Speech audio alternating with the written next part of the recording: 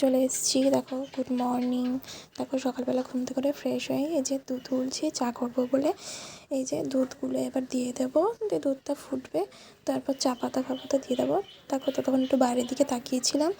এই যে এই পান্ডাটা আমি এঁকেছি, কেমন হয়েছে জানিও। এই যে দুধ ফুটে গেছে, এবার চা পাতা দিয়ে ফুটিয়ে নামিয়ে নেব। চা রেডি আমার। এবার চলে যাব চা খেতে আমার ঘরে। একটু বিস্কুট আর চা নিয়ে বসে পড়েছি। তারপর কাজ বাজ কমপ্লিট করে তারপর মুড়ি মাখিয়েছিলাম একটু চানাচুর দিয়ে, তারপর নিমকি টিমকি অনেক কিছু দিয়ে তারপর স্নান ধান করে ডাইরেক্ট চলে এসেছি খেতে। আজকে বৃহস্পতিবার, যেহেতু আমরা বৃহস্পতিবার নিরামিষ খাই, তাই আজকে আলু পোস্ত, ভাত আর সাথে ভেন্ডি সেদ্ধ ছিল, যেটা আমি খাইনি। তো দেখো তারপর খেয়ে দিয়ে নিয়ে একটু দুপুরবেলা শুয়েছিলাম। তারপর হঠাৎ করে দেখছি বিকেলবেলায় মেঘ করেছে। এই যে তারপরে হালকা হাওয়া দিতে দিতে মেঘ ডাকতে একটা হঠাৎ বৃষ্টি চলে এলো। আর একটা মজার ব্যাপার হচ্ছে, আজকে অনেক দিন পর না শিলাবৃষ্টি হয়েছে, বেশ আনন্দ লাগছিল। আর তোমরা এখানে অনেকেই জানো, যারা আমার আশেপাশে থাকো তারা জানো যে আজকে শিলাবৃষ্টি হয়েছে।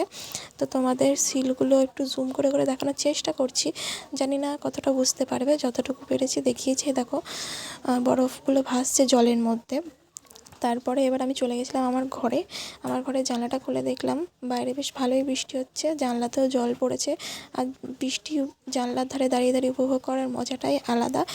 তারপর দেখছি হঠাৎ করে আমার জানলায় না অনেক কটা শিল এসে পড়েছে, তার মধ্যে বাকিগুলো গলে গেছে, এই একটাই তোমাদের দেখাতে পারলাম। দেখো বাইরে তো ঝমঝম করে বৃষ্টি হচ্ছে। তারপর বৃষ্টিতে হাত ভেজাবো না, এটা কখনো হয়? জানলা দিয়ে তাই হাত বের করে দিলাম। আর তর সইতে না পেরে এবার হাত ফাত ভিজালাম, দেখলাম জলটা অনেকটাই ঠান্ডা ছিল। তারপর দেখো বৃষ্টিটা গাছের মধ্যে পড়ছে, কত সুন্দর লাগছে। তারপর হঠাৎ করে দেখছি রোদ বেরিয়ে গেছে। তো আজকের ভিডিওটা অবধি, বাই।